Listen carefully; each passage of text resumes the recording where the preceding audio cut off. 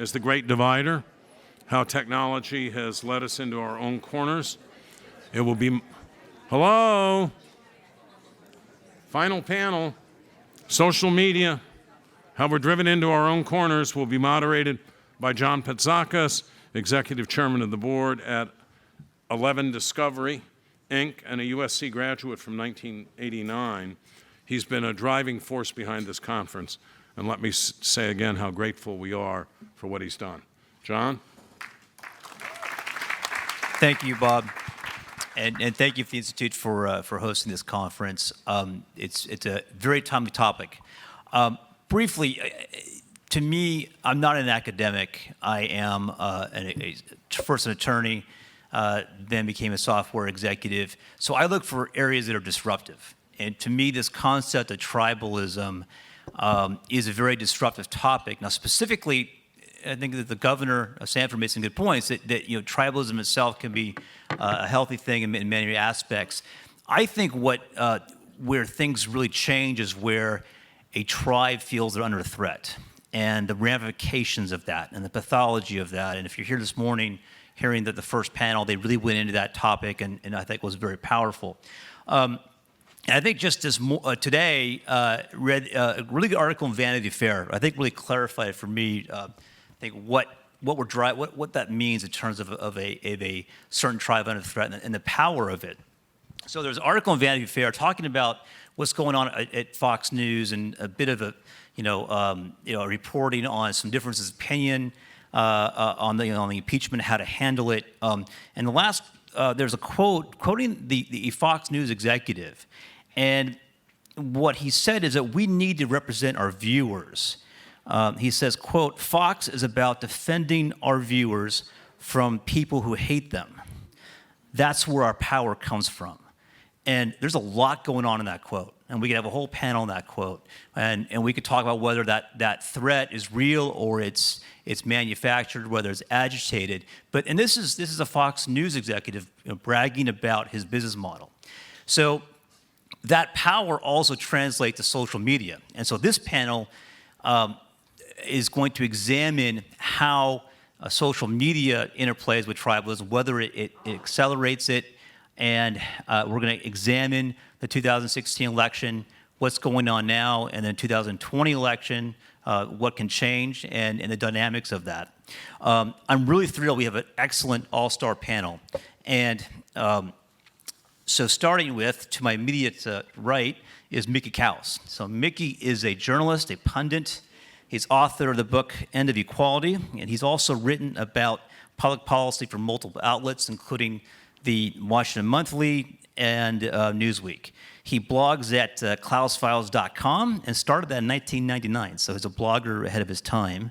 And he was also a 2010 candidate for U.S. Senate in the Democratic primary. So welcome, Mickey.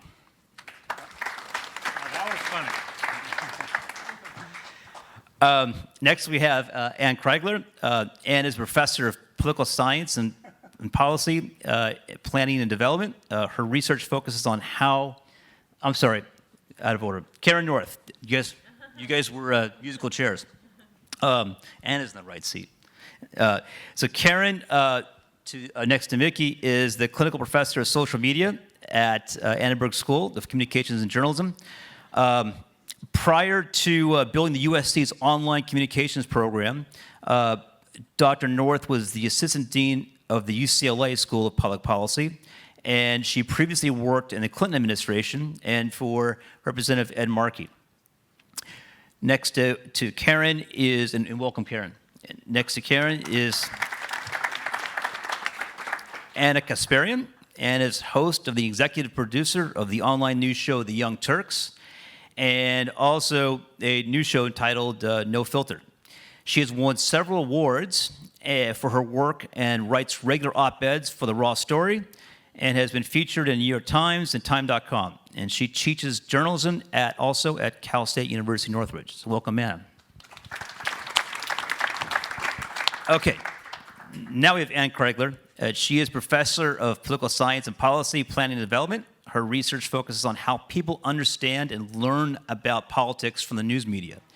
She's authored 3 books on American political communication, presidential campaigns and electoral reforms. Ann, welcome, Ann. And last but not least is Dr. Norbert Schwarz.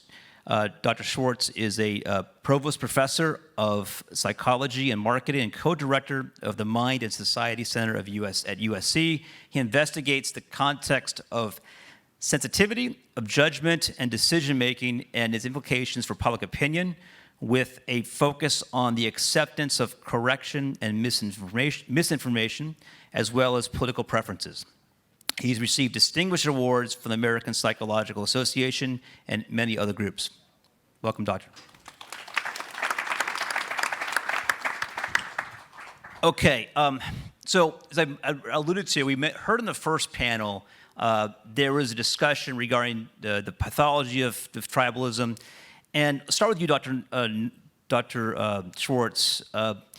Is there something uniquely particular about the emotional aspect of social media interaction that fosters tribalism? Well, I wouldn't start with the emotional aspect. I think the emotional aspect comes kind of at the end of that. I mean, begin with, once upon a time, people had local newspapers, which basically meant that people on the left and on the right often shared at least some exposure to the same facts. As time went by, we got more and more selective. Cable news eventually gave you the chance of picking your own channel, where you're mostly getting your similar things. And social media have really driven that to the extreme.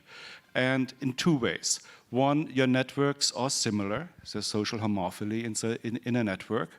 The Facebook and other media filter for you. So if you don't like the stuff, you won't see it again. The more you click it, the more you see it again.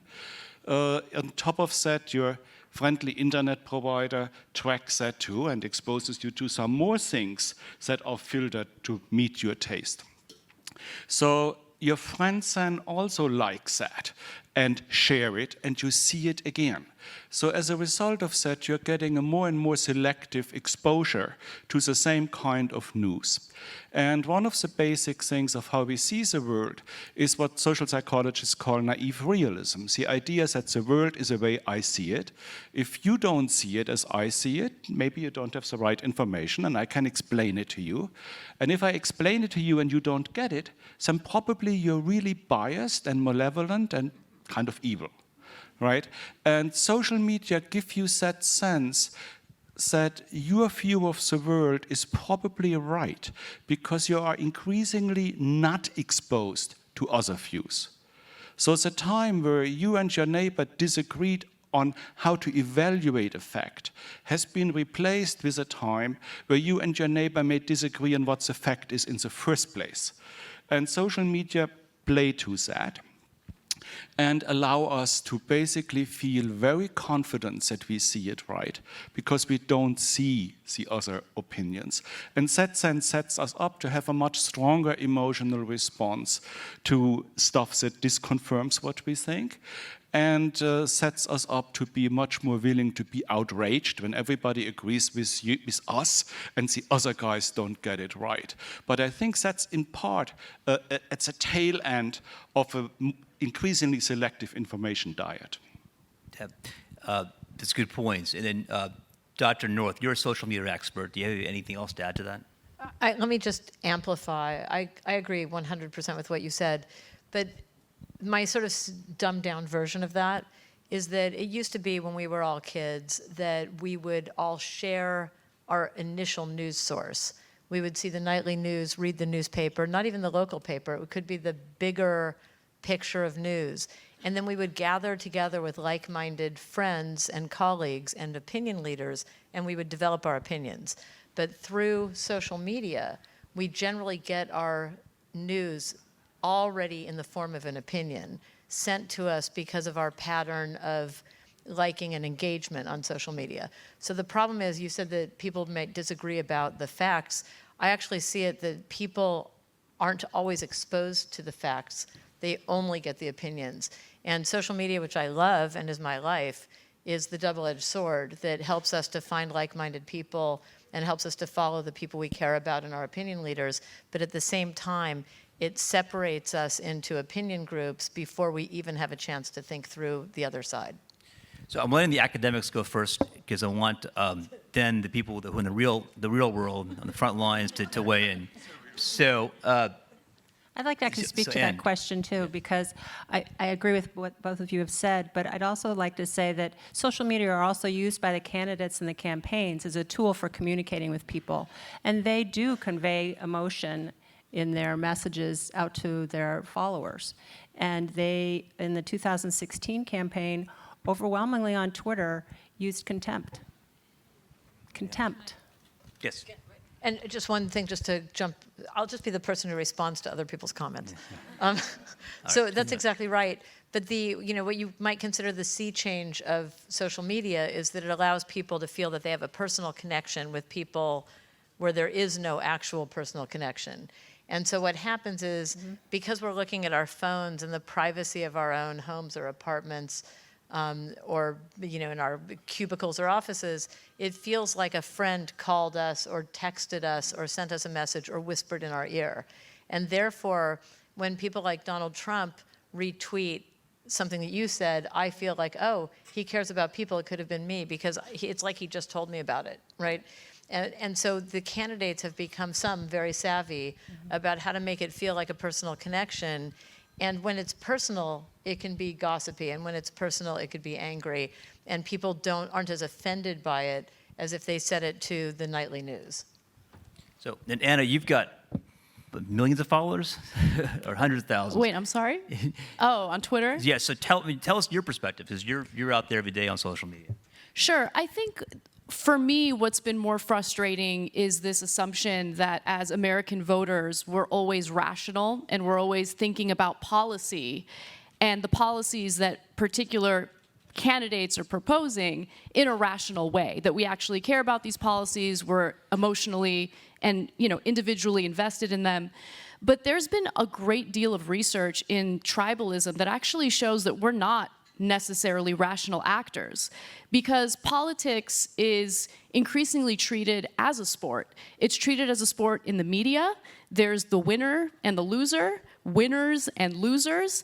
And Donald Trump did something incredibly savvy. Maybe it was unwittingly savvy, but what he kept driving home during his campaign was, we're losing. We're losing as Americans. This country's losing. We used to be winners, but we're losing now, which is an incredibly risky message. But then he followed that message with, here are the bad guys. Let's go get them, right? So there's this social identity that we all have. And I think that social identity plays a big role in how we behave in this political realm. So I want to make sure that we keep in mind that rationality is not necessarily, something that drives us. But one other thing that I will note is, you made such a great point about how there's a lot more media now. There's a lot more to choose from. You don't have 4 major networks and that's it. And so as a result, you have all these different independent media outlets online that are trying to compete with one another, and they try to out-edge one another, right? They want to appeal to a very specific group of people and make sure that they're loyal to that specific group of people and they don't deviate from that message. And I think that that's also leading into this tribalist mentality when it comes to politics. Yeah. So Mickey, I noticed this morning you've got almost 40,000 Twitter followers. I have 322, but who's counting? And I assume, though, that, correct me if I'm wrong, but you didn't get those followers through a lot of just nuanced and rational thought necessarily versus kind of agitation potentially. I've been reading your Twitter feed. It's really good stuff.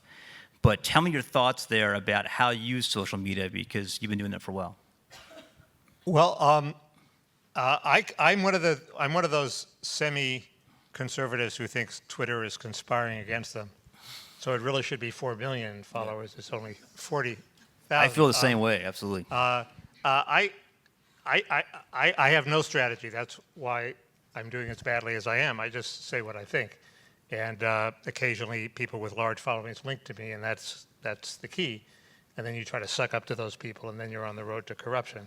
But that's basically what happened. What I wanted to focus on was all these things are true, but there is a non-web dynamic here, which is, after the 2016 election, we could have treated it like a sports game where we said, okay, we lost, next time we'll win. The Democrats could have treated it as they lost this week, they'll come back next week, they'll come back next time.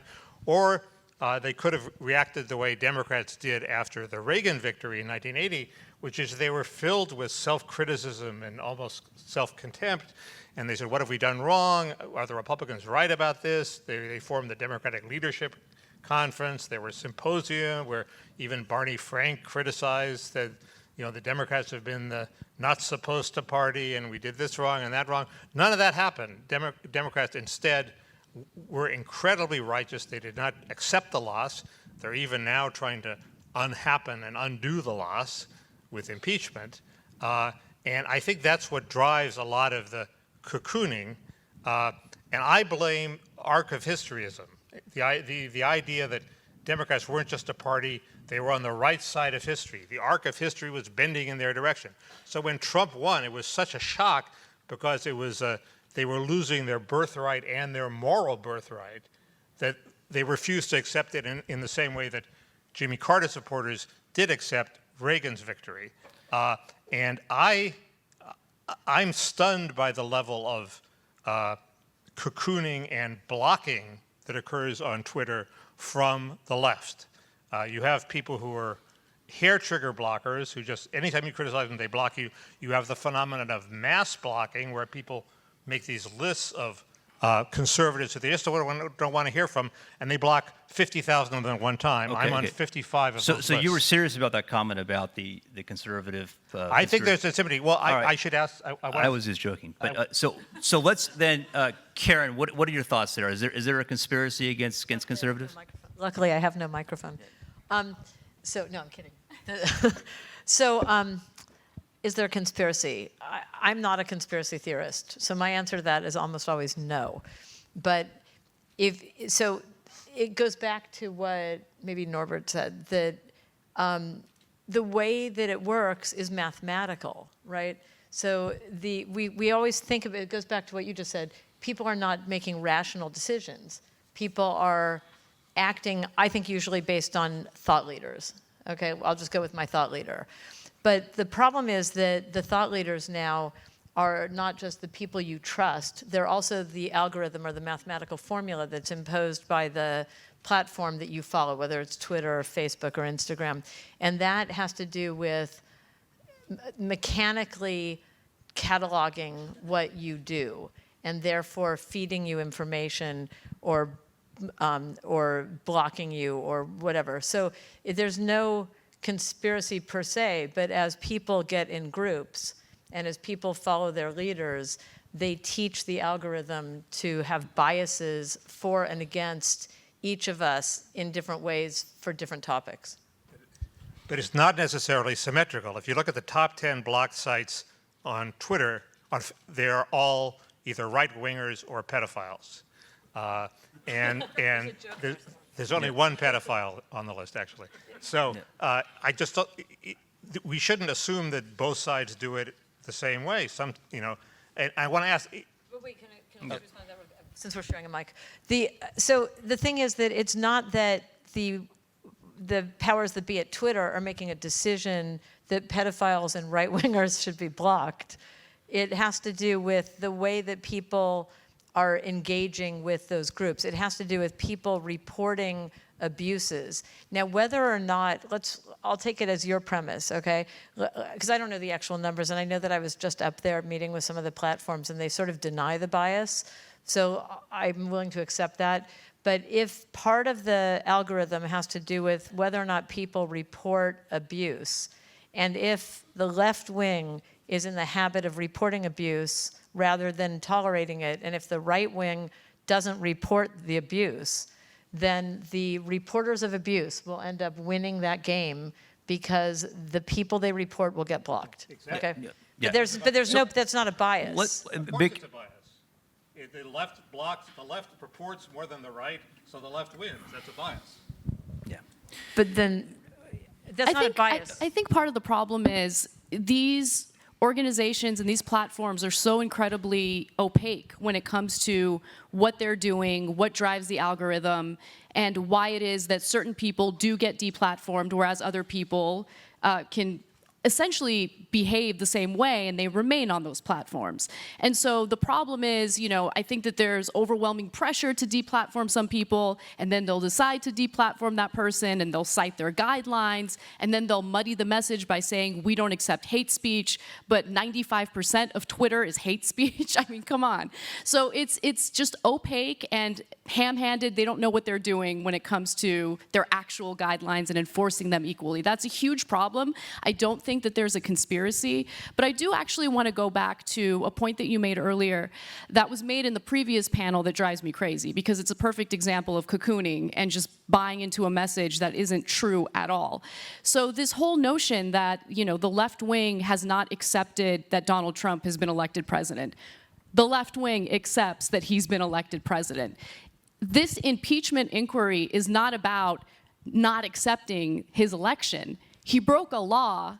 He asked a foreign leader to meddle in our election by digging up dirt on his political opponent. So let's just be clear about that.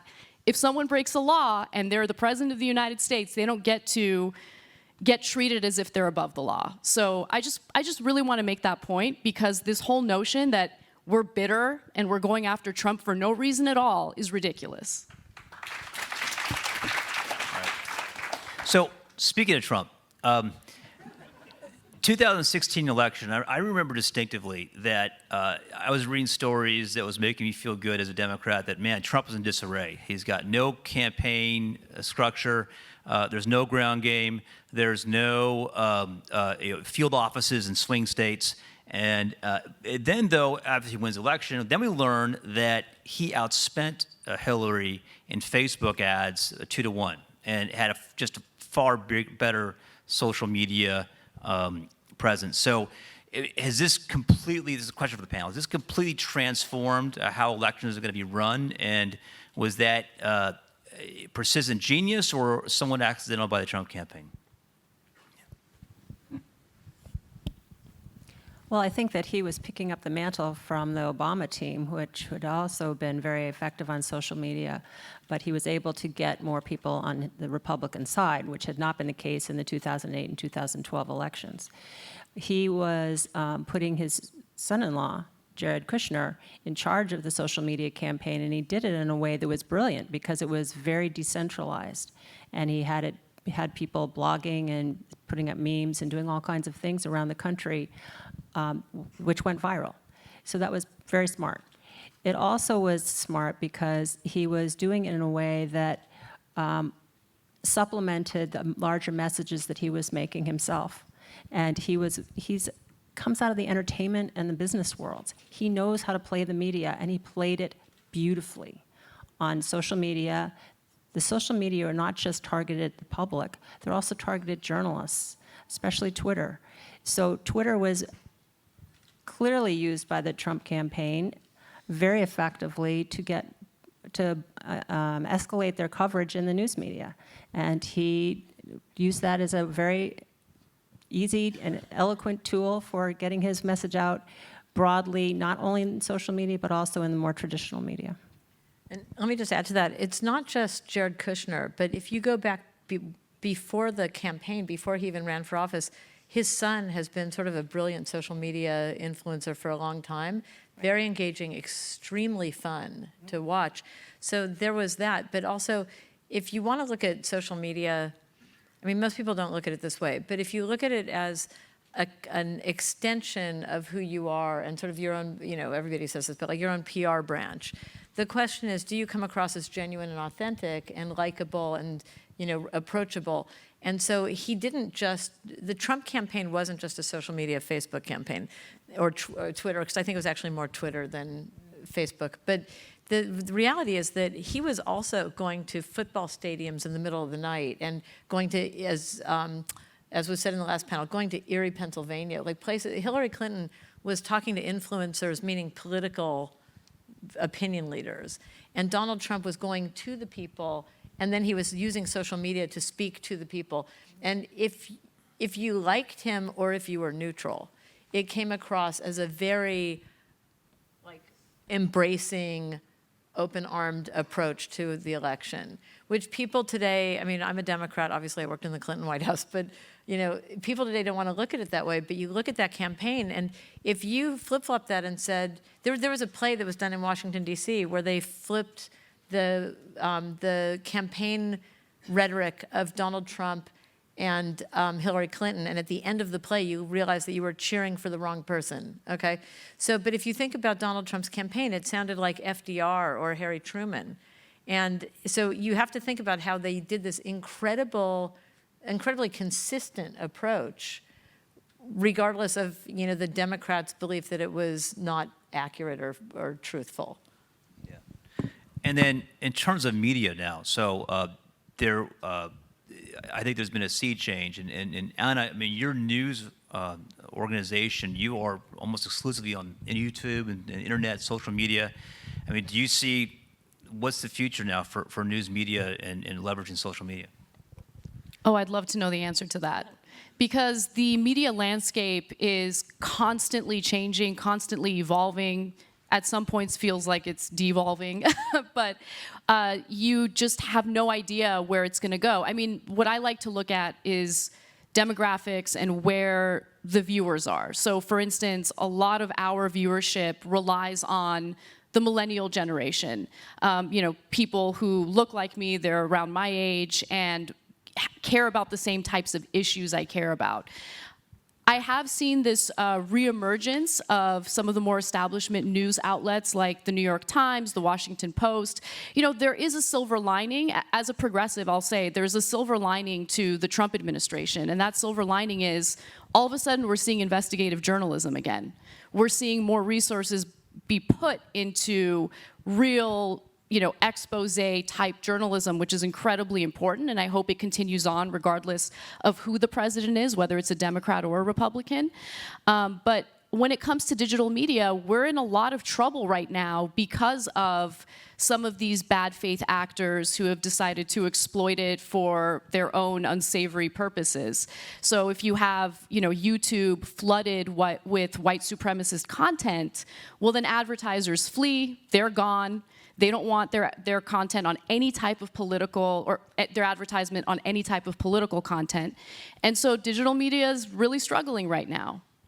Yeah. I think there's a dark lining to the silver lining, though, because of the way the New York Times saved itself is by paid subscriptions. And as a result, they're not loyal to their advertisers who sort of wanted political neutrality. They're loyal to their readers who are, by and large, anti-Trump activists. So we had this weird episode where the readers pressured the Times into changing a headline, which was a terrible headline, but that wouldn't have happened before. I also think the advent of paywalls limits the extent to which people even read neutral facts. For example, I wanted to go in the Washington Post yesterday to read Philip Bump talk about how Trump's impeachment defenses don't hold up, and I went there, and all of a sudden they wanted to charge me money. Well, I'm happy to listen to the other side. Damned if I'm going to pay to listen to the other side. So I think the neutral ground sort of evaporates. Actually, I disagree that advertisers are neutral. I think that the advertising model actually does lead to quite a bit of biased coverage. So for instance, if you are a media outlet that relies on a giant pharmaceutical company to help fund your coverage, are you going to do a hard-hitting story on the opioid epidemic and call out the pharmaceutical company that makes that opioid? It's unlikely. Good point. I agree with that. And by the way, let me just, because I'm going to comment on everybody, right? This is my thing. Not only is news back in the business of breaking news, but young people and people of all ages and demographics are now interested in the news again. It's exciting, and it's entertaining, and it's sort of suspenseful. And there are different voices, so you could find the voice that you trust or that that resonates with you. So there is a bigger audience and a more invested, engaged audience than we've seen in decades. Yeah, and then Norbert, back to that really ties into your original comments at the beginning of the panel. I mean, it seems like social media is like instant confirmation bias, and it's very readily able. And so, and the challenge from a business perspective. What's the business model? It's getting clicks. It's getting more and more followers. And It seems like that's a recipe for supercharged tribalism and confirmation bias. Yeah, I mean, it's definitely increasing confirmation bias. I mean, there's no doubt about it. And it's increasing the frequency of exposure to similar things. And one can't underestimate the power of that. So, I mean, demagogues have assumed for millennia that if you just repeat it often enough, you can turn a lie into truth. And empirically, that is the case. I mean, psychologists since the 1970s have done experiments where the only thing that varies is how often you have seen a statement. So there's, you watch different things, you have to name the color quickly or some other rules for why you get exposed to these statements. And then a while later, you get a bunch of statements and you have to say if you think whether it's true or not. And the more often you have seen this thing, even if you have no explicit memory of it, the more likely you are to accept it as true. There is no easy way to protect against that. No, you can reduce it somewhat, but only under one condition.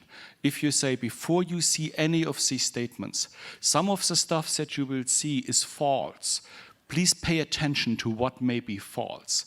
That works. That reduces it somewhat.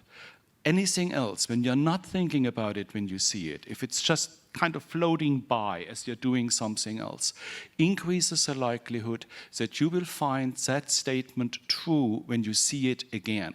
Not because you have accepted it now, but because it feels more familiar. It feels like you've heard it before.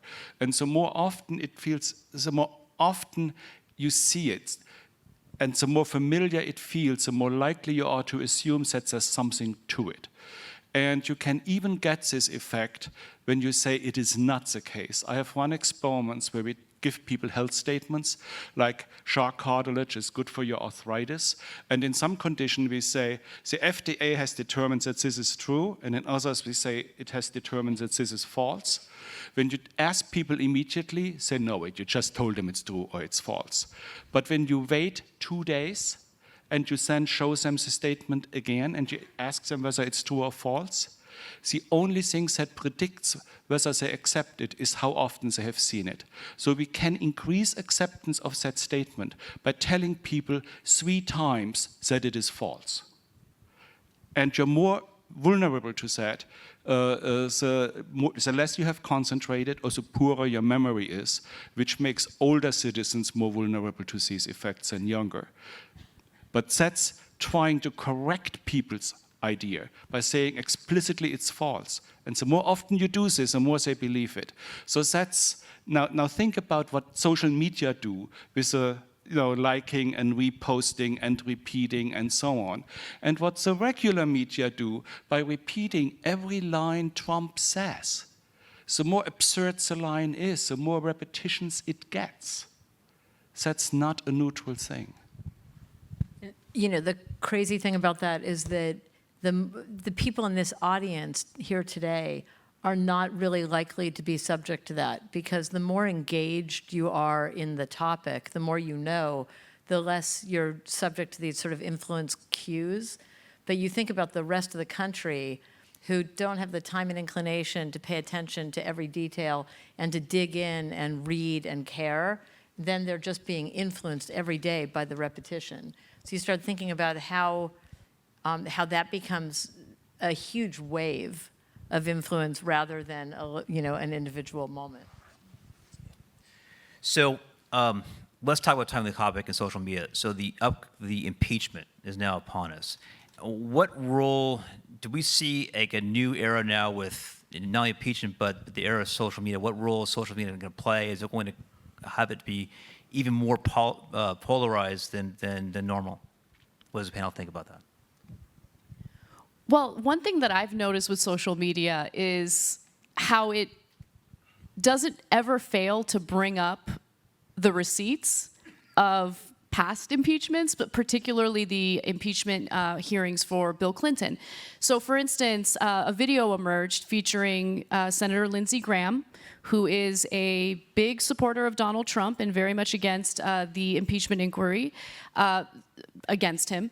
And so this video from the 1990s, I believe it's from 1999, features a young Lindsey Graham on the Senate floor, wagging his finger and saying that, Bill Clinton doesn't even have to have committed a crime, okay?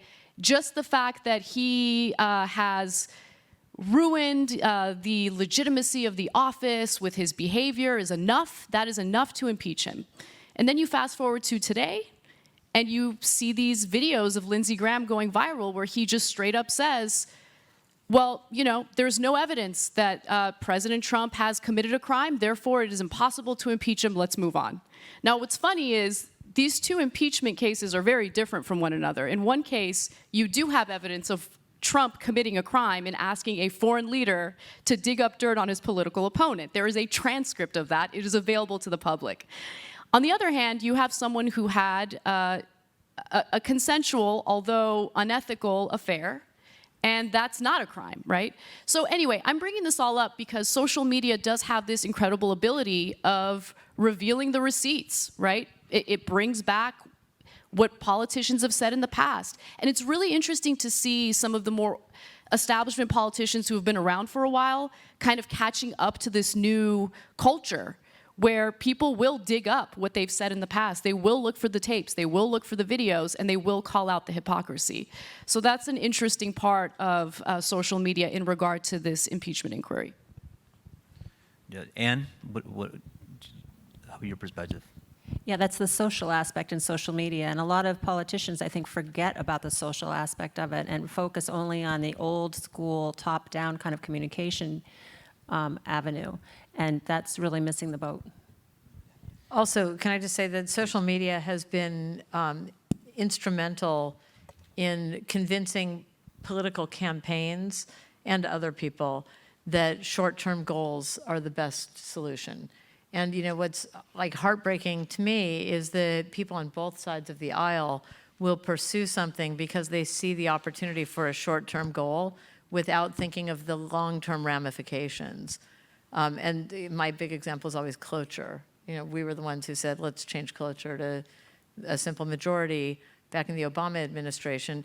And I thought, oh my God, what happens? And I thought that it would end up affecting legislation. Like we'll kill the filibuster for legislative things, not for the Supreme Court. But you have to think, I became a real patriot when I worked in DC. And I go back to, I don't know how they did it, but the founding fathers put together a process of government, a system of government that is unlike any other in the world or any other in history, that has so many checks and balances and so many ways of protecting us from any individual or for infighting or for the problem of the day. And every time we chip away at something that I consider to be part of the process, it pains me because I think it's the process, not the people, that matter in our democracy. I'm a little worried that Trump is going to. Well, you would hope that the reaction to people realizing that, hey, we said the exact opposite thing under Clinton, would be that they would then think, wait, what's the right rule? And settle on like a neutral rule that they could say in both situations. And I think the neutral rule is it doesn't have to be a crime, but it has to be a, quote, high crime, which it has to be something really bad. And what Clinton did wasn't really bad, so he shouldn't have been impeached. And you can make the argument that I would make the argument that what Trump did isn't really bad, he shouldn't be impeached.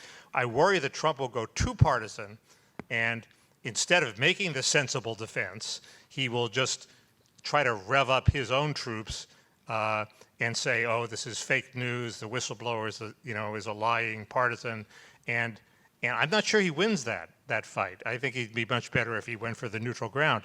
I noticed that there was a documentary on the biosphere too, that disaster where they tried to create a whole separate world, separate ecology in, is it New Mexico or Arizona? And I noticed that Steve Bannon was involved in creating Biosphere 2. And I'm worried that the right will create Mediasphere 2, which is, they're now about to abandon Fox, because Fox is going to the left, and they'll embrace OAN, One America News, and a couple of little weird things, and they'll create this little hermetically sealed right-wing media sphere that, like Biosphere 2, will be a disaster, because it's not big enough.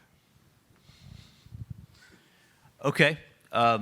We'll see if that comes true. But let's see. So then moving on. So yeah, well, impeachment. I think it's going to be interesting because it's a new era, and I've already seen the needle move very fast. And you wonder that's because social media and kind of the way that it's can supercharge public opinion. So what about the 2020 election? Looking ahead, what are our predictions here? There's some indications already that it's going to be a huge battleground on social media. There's this organization called the Epoch Times that was buying millions of dollars of Facebook ads, pro-Trump ads. We see other examples of that. So a lot of people worried that it's going to be even worse for 2020. But what does the panel think? Well, I can just say, we're obviously over a year till the election actually takes place, and it's already gotten pretty bad. It really has. The rhetoric online, the types of fake news stories that I've already seen from ridiculous websites that I really wish that as a country we emphasized media literacy. Just take a look at that URL before you believe the story, right? It's just incredible. But I have already, internally prepared myself for an election season that's going to be even worse than it was the last time around. I really think it's going to be worse. I mean, I, for the life of me, don't understand why this hasn't happened, but I wonder almost every day why we haven't, as a government, taken the advertising regulations for traditional media and extended it to digital media. I, for the life of me, don't understand it. Some lawyer has to explain it to me. But I always wonder, it goes back to if you see it, you might believe it. Well, why is it that on television, radio, newspapers, magazines, you see something and it says, this ad paid for by, and I, the candidate, endorse this message, right? What if you take like Cambridge, when we talk about fake news, it's probably not the Trump administration doing it, but it could be Cambridge Analytica, right? And then why doesn't it say, this message brought to you by the Kremlin? And if it said that, wouldn't we think twice before believing it? And if it said, if you forced Donald Trump to say, or Elizabeth Warren or anybody to say, I, the candidate, endorse this, they would think twice before endorsing a message from a sinister foreign or domestic entity. I don't know why we haven't done that. So I'd love to see more studies into that because, what I'm about to provide is anecdotal evidence, but it was shocking to me the last time, the last election season. So a family friend of mine had posted, so she was convinced that Bernie Sanders is a communist, okay? Yeah, as a socialist, but was a Soviet-style, Fidel Castro-style communist, which is ridiculous.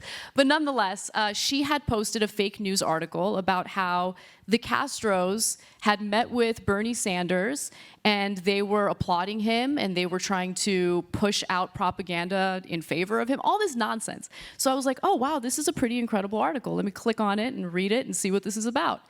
And so it was a satirical website. It was like The Onion. And I only mention that because when I informed her of what the reality was, that this is satire, this isn't real news, she kept it up. She didn't take it down. She refused to believe anything I had to say.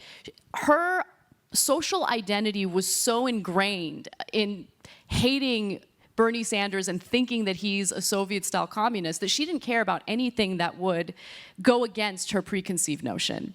But it goes back to, and you could go into more depth, but it goes back to what Norbert said at the beginning. If the ad is first given to you with the message saying this is satire, if they ran that as a story on Saturday Night Live, she would not then dig in and believe it.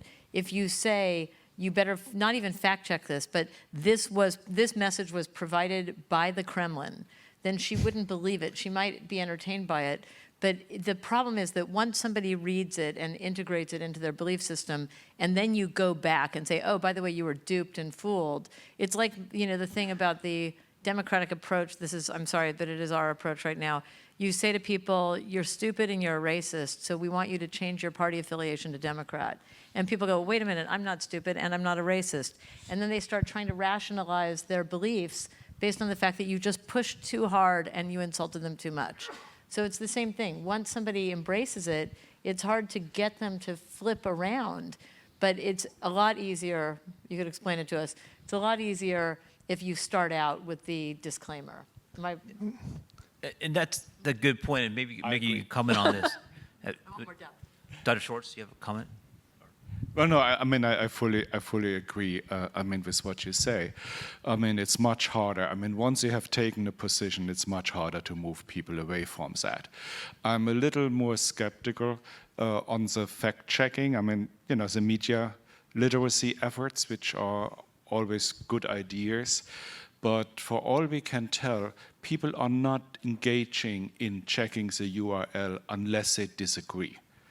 So if the message is on your side and fits what you think the world looks like, then you're very unlikely to double check because you have just validated it, right? You're a smart person and you agree with it. It's only when it's on the other side that you use your media literacy skills. I also wanted to point to this incredible researcher. Her name is Liliana Mason. She wrote a book titled Uncivil Agreement. And in it, she talks about this one study regarding giving someone evidence of a political issue that let's say they agree with the issue, then they're given evidence that would, ideally make them disagree with it, right? This policy is actually bad for you. So if you give someone who's very engaged in politics, very informed in politics, they live and breathe politics, information that's contrary to their preconceived notions, they actually spend a longer period of time reading it, not because they're absorbing it, but because they're trying to rebut it line by line. And so this kind of goes back to what I started this panel talking about. We are not necessarily rational beings. We're driven by our social identity. We hear a lot about identity politics, it's terrible, we need to move away from identity politics. But the very people who complain about identity politics have a social identity that's so ingrained that they will reject evidence that's contrary to what they already believe. so I, by the way, I agree with that, but except for one thing, and that is that it reminds me of when I was up meeting with some of the big tech social media companies last week or the week before, and one of the questions that was asked was, how do we flip the religious right? And it's like, what do you mean flip it? Like, how do you get them to vote Dem? And I thought, it's a crusade for them, right? That is not the group to flip. So if you give them the stuff that counters their argument, they will go line by line and try to find the argument. But the election, every persuasive effort is not about the people on the margins. It's about all of the rest of us, the 90% of us that are in the middle. We're leaning to the left or we're leaning to the right, and it's trying to get people to lean. It's not trying to get the evangelists to change their opinion. So that's why, I think that you're right, but I think we always need to think about how most of us, people who have these very strong political identities, social identities, we're not the swing voters and we're not the people to persuade. It's the people who are less passionate. I think all these problems are true, but Trump did not win because of social media. He did not win because of tribalism. He won because enough people in the country didn't like the direction the country was going, that they didn't want a continuation with Hillary. They were willing to gamble on Trump. If the Democrats wage the campaign on those grounds, they have a good shot at winning because Trump hasn't delivered on a lot of what he promised. I'm worried that because of social media and tribalism, they are off on this impeachment jag, which may well cost them the election. But you make it sound as if Trump had won the popular vote, which he hasn't. He won enough to win the Electoral College as president. Yes, and to some extent, social media help with that, right? Because you can target it much more clearly. If you're wanting to move small groups, then social media allow you a much closer targeting than you would get with network advertisements or newspaper advertisements. So I think the social media piece is not irrelevant here in terms of the targeting point that would allow you to go after relatively specific groups that you can identify. So you may be right. Without social, you're just claiming without social media, Trump would have lost the Electoral College despite whatever appeal he has, and despite the fact that Hillary didn't go to Wisconsin. And you may be right. I do not know. I do not know. I just think that it's important to keep in mind that there was some 3 million votes difference.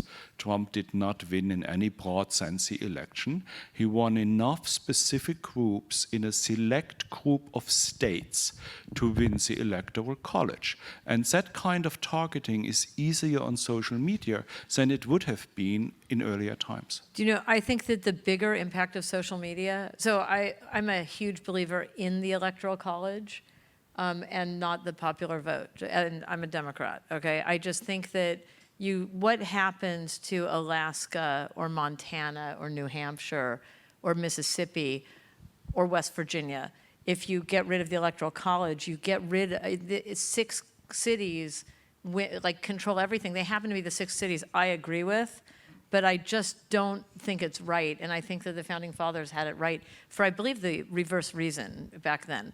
But the bigger impact, I think, of social media, so I worked for the Clintons. The Clintons did everything based on polling data. For example, they had a cat, but polling data said they should have a dog. So they got a dog. And polling data said that they should name the dog Buddy, so they named the dog Buddy, okay? It was crazy things like that. Do you remember Bill and Hillary Clinton going to a dude ranch and riding horses? Do you think Hillary Clinton wanted to go to a dude ranch and ride a horse? I don't know the answer to that, but I do know that the popular president before that, Ronald and Nancy Reagan, had a ranch and went horseback riding because that was their thing. And America wanted to see their president on a horse again, right? Polling data sent them to a dude ranch. So the question is, what decisions did Hillary Clinton make based on polling data? Because my personal belief, without any actual knowledge, is that she made every decision based on polling data.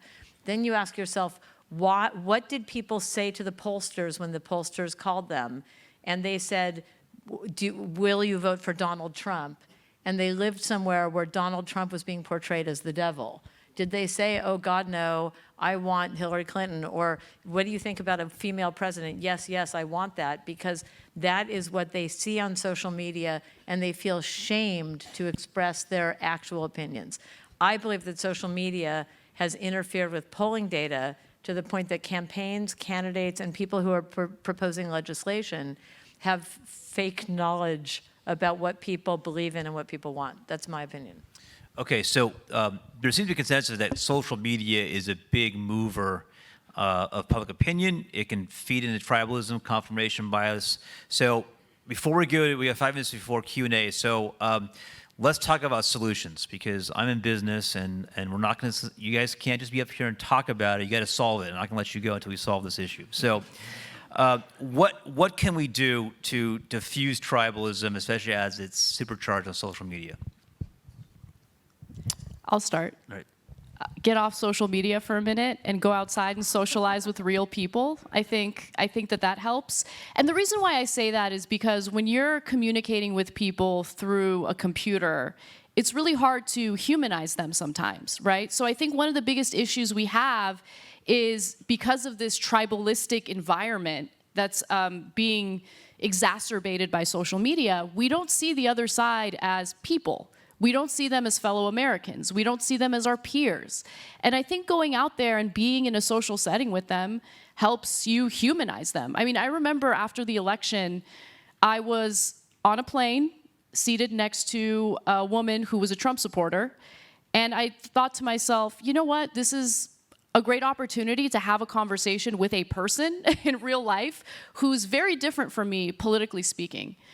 And it was a wonderful, I mean, that 5-hour flight went by so quickly, and I understood what drove her. She understood what drove me. We wanted the same things, but we were also incredibly frustrated at our politicians and where we were as a country and how we weren't getting certain things that we felt we needed as Americans. So that was an important conversation to have. Get out there, talk to people, put yourself in a situation where you're forced to talk to people who disagree with you. I think that helps. I think that's an excellent strategy for all of us to try. A lot of the research is focusing also on what leadership can do. And one of the really interesting studies I saw from Leonie Huddy and her colleague from Israel, Professor Yair, was to look at what happens when you portray politicians from opposing sides as having warm friendships. very simple. So she ran a simple experiment, and she said, all right, we're going to do it. We're going to have two different manipulations. One, we're going to have them shown as having dinner together and engaging with each other. And the other, we're going to have them sending Twitter messages to each other that are positive. And both of those interventions significantly changed people's attitudes and reduced their polarization. And other people are doing similar kinds of interventions to try to see if there are things that can be done. So for example, people have been looking at, can we change the identity that we feel from the red-blue to the red, white, and blue that we were talking about earlier today?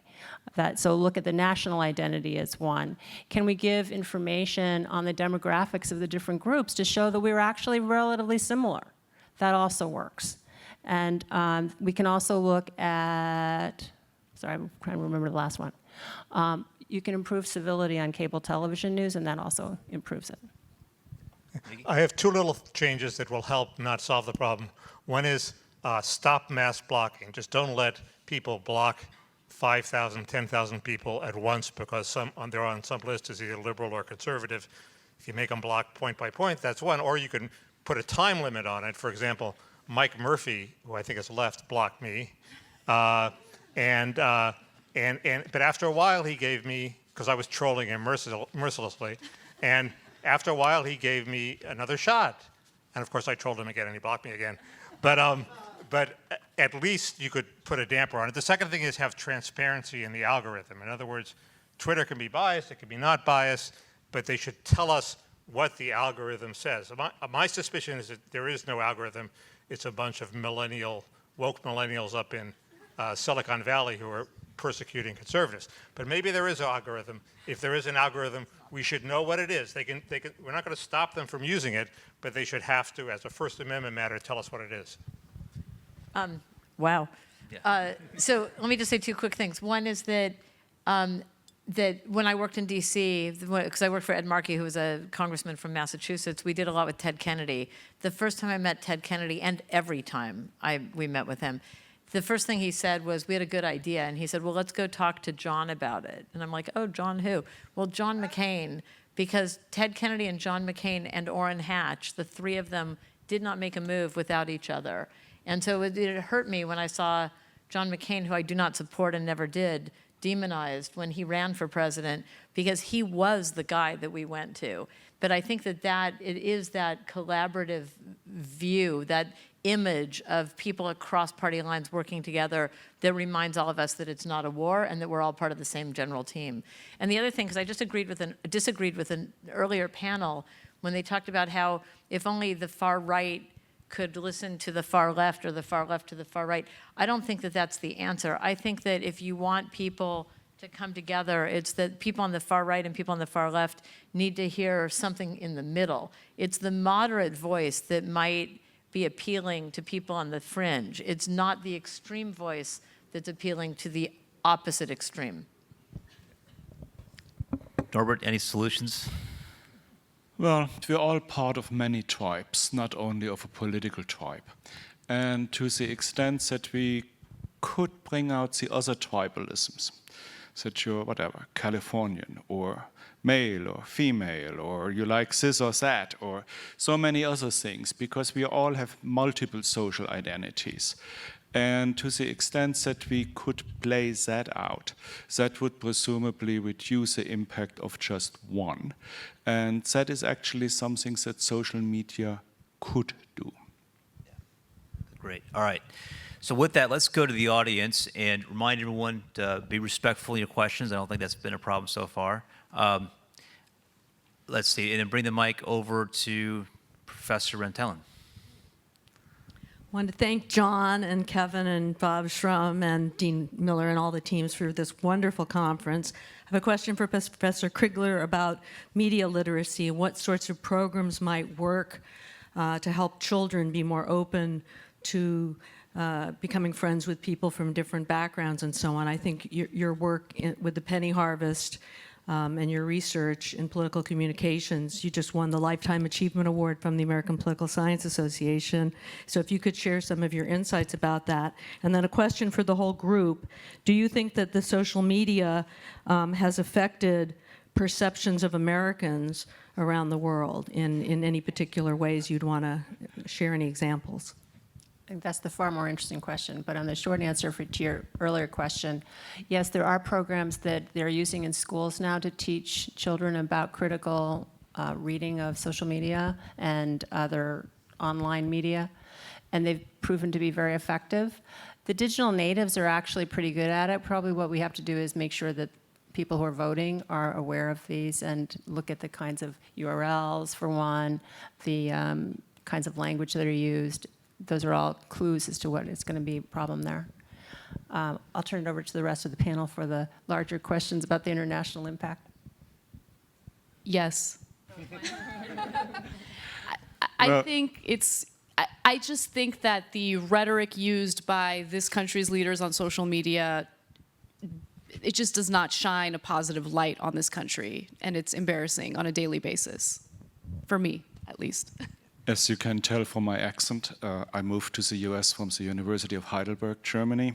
My social media network includes a lot of European psychologists, social psychologists, sociologists, survey researchers, and the answer is yes. In many, many ways, the US looks like a laughingstock. Not for the reasons that Donald Trump wants you to believe why the US looks like a laughingstock, but because of Donald Trump. It's hard to imagine how a country that prides itself as being leading in many areas of science, in many areas of technology, can end up with so much foolishness representing it. So my answer is yes. So I think we're all there. I was in England before the election, but after Brexit was a movement. And I remember talking to somebody there and who was embarrassed about the movement toward Brexit. And I said, well, we'll see what we can do. If we could elect Donald Trump, then we'll all be even, right? But I meant it as a joke. I did not mean it as a, like, yeah, exactly. It was not a forecast. But they said that they were embarrassed by the media frenzy about their internal problems. So we're that too. But I will say something, especially, I'm from LA, I'm like fourth generation Los Angeles. Especially here, but in the United States, we are the best entertainment content creators in the world. And we have much more open sort of rules in terms of what is okay for us to say and do, especially on public platforms, because we see it as, as entertainment. And you look at all the influencers who've made really phenomenal, you might say mistakes, but they're actually out there doing things to try to garner bigger and bigger audiences by being more and more extreme. And so, the problem is that when Americans, to the extent that we are worse than others and the laughingstock, we are very good at being over the top and entertaining and engaging. And the problem is that this is not just entertainment, it's the real thing. And so people who go on Twitter or NBC or whatever, or YouTube, don't realize that this has, again, I go back to the short-term gain of engaging people and the long-term ramifications of that engagement it's a frightening contrast. Any other questions? Yes. I'd like to add one thing to Allison's comment quickly, which is, yes, I agree with you, with all the other panelists, but I also think that we ought to remember that this tribalism thing is not something that's unique to the United States. I mean, there are populist movements in Europe that have gone very much to the right in some cases and have been very exclusionary and anti-immigrant. So, we have to be careful about how we look in the mirror.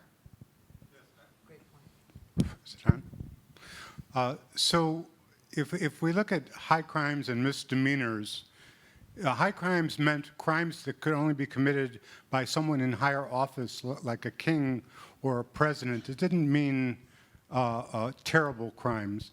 So if that light of what it means, how would you reflect on what's going on? Because that could include both Clinton's act and the acts of President Trump.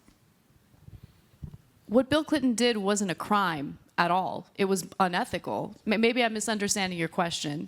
The term, the laws of high crimes and misdemeanors, and within some sexual harassment kinds of things that would certainly could fall under misdemeanor. And it meant for an act that a president or king might do that a normal citizen, it wouldn't be a crime for that person. So they meant it not to mean crimes So necessarily. you're okay with the president No, I asking asked a you foreign whether- leader to meddle in our elections? I asked, I'm against, no, I'm not. But I think the point is, what it means is we're trying to hold these individuals to a higher bar.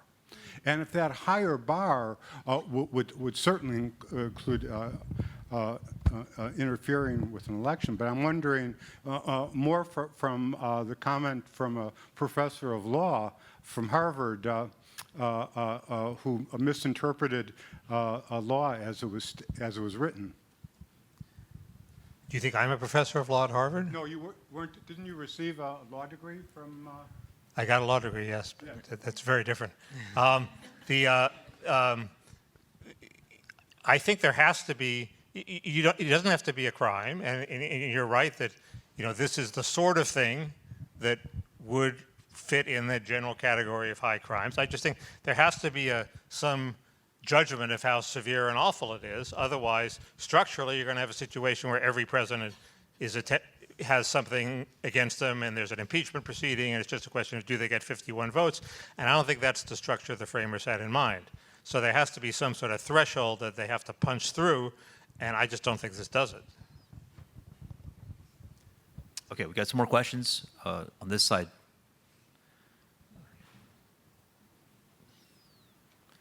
Yes.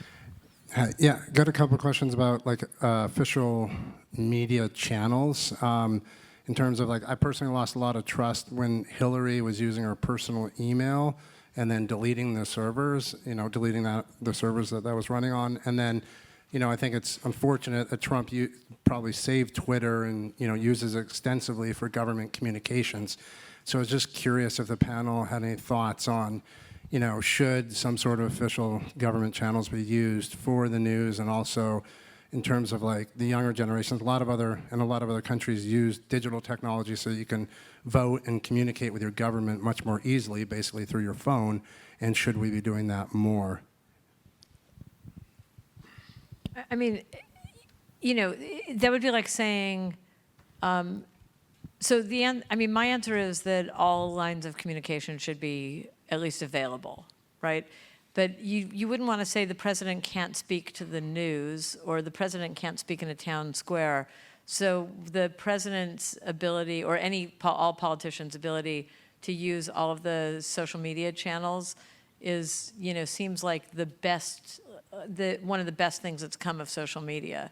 The problem or the complication of it, or the complexity, is that they aren't, well, there's been some rulings now that make this muddier, but the reality is that these are all private businesses.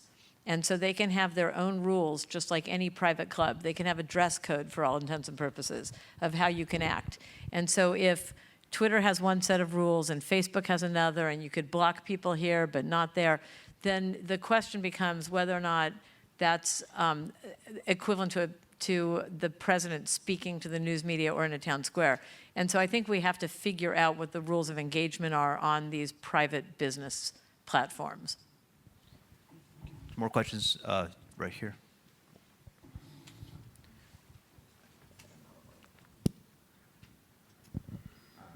Thank you. One of the things I've observed is, that there was an analysis done that 70% of the content that people watch on YouTube is not stuff they search for, but it's recommended by YouTube. So the YouTube platform actually is generating a lot of the editorial implicitly by the algorithms of what you choose to click on. Of course, they give you stuff that makes you click on a lot more, makes you outraged, probably even more on Facebook. So I've been involved with a project that we're funding to do a test where users would be allowed to configure up front what type of videos they'd like to watch. Not specifically, but whether they want to watch more diversity, whether they want to watch more centrist stuff, whether they really want to watch extreme stuff. And with this app, it would basically block the stuff that's really extreme, or allow users to be shown videos from the other side, which would be sort of like an intervention into the YouTube system, so to speak. And I'm wondering, who knows if this system's going to work, but I'm wondering what the panel thinks about whether platforms should be compelled, if the system works, to allow users to have a choice whether they want to be fed all these extreme videos or maybe have an opportunity to have more diversity in the recommendation stream. I worry about that a little bit because, so I'll give you some anecdotal evidence for something that happened. It's involving a young man. The New York Times wrote a lengthy profile about how he became radicalized by the right wing through the YouTube videos that he was watching. And so the YouTube algorithm changed after this profile came out. I noticed it because my front page on YouTube was very different. There was a lot more variety, which I like. But basically what happened was he one day clicked on a right-wing extremist's video on YouTube, and then the algorithm was set up to keep feeding him that type of content. So he became radicalized. What de-radicalized him, and I love this, some of my colleagues, not at the Young Turks, someone named Sam Cedar, who hosts a show called Majority Report, decided to game the algorithm. So he used tags and keywords that a lot of these right-wing extremists would use, and then his videos would get fed into these algorithms that include right-wing extremists. Now, if you click on the videos and you listen to the content, he would debunk a lot of these right-wing conspiracy theories, for instance. And so little by little, this young man becomes de-radicalized. And then he starts watching a variety of content. He realizes, oh my God, I've been, consuming all this right-wing extremist content, and it radicalized me, and now I realize what's going on. And luckily, he spoke to the media about it, and there was some real action on YouTube's, algorithm, and now you see a little more variety. The reason why I'm a little worried is because if you're predisposed or if you're already radicalized in one way or the other, and you get to choose what kind of content is served to you, are you likely to choose content that you're going to disagree with at first? Probably not. But I do think it's an interesting experiment. I mean, I'd like to see more studies done into that to see how people respond to that type of platform, whether or not they would choose a variety of content. Let me add a word. I think in principle, anything that increases the diversity of your media diet is probably a good thing. And the other thing that I think we could expect is that there's clearer information about what the site is, so that the piece of media literacy is actually easier for you, that you don't have to dig around and recognize which URL is proper or not, but that you actually can easily see that, and it shouldn't be terribly difficult for networks, for the social media to manage that. Okay, this has been an outstanding panel, outstanding discussion. Thank you all very much.